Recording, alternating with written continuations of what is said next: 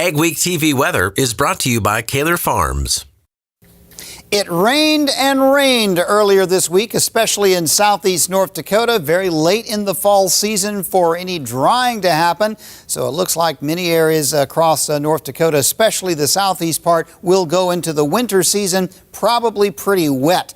Meanwhile, no real sign of winter weather yet. In fact, I think it will continue to be mild for at least the next couple of weeks into the middle part of November and perhaps beyond. That's not to say there won't be a cold day or two here and there, but overall mild. The heavy rain in the middle of the week, look at this, 2 to 3 inches southeast corner of North Dakota up to about the Fargo area back to near Jamestown. Very heavy rainfall. Contrast that with the entire summer since April. This is the percentage of normal. The blue areas in and around the greater Grand Forks area through Grafton and northeast North Dakota. Some spots, many areas, more than 150% of normal rainfall this growing season. Except for a little narrow trend down through about Jamestown, believe it or not, most of North Dakota is within a few percentage points of being normal for the growing season. So it really has not been that wet, except from around the general Jamestown area to about Grand Forks, Grafton, and up into northeast North Dakota, where there's been an average of about 25, 26 inches of rain. Very, very wet. Interesting pattern right now. We're protected from Arctic air because of a big low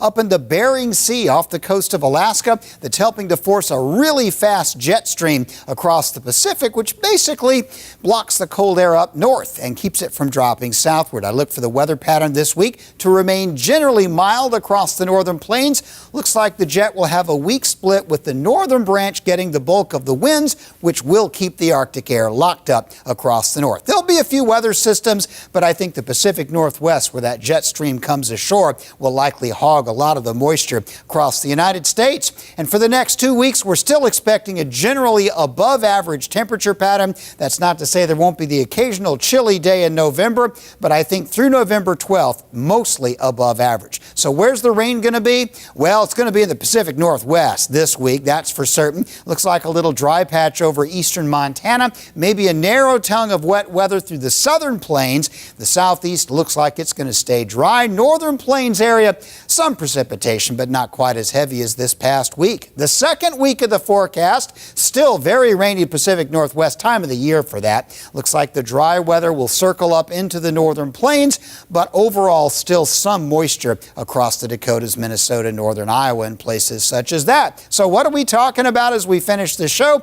Early November through the middle of the month, continued mild weather due to that big low up in the Bering Sea.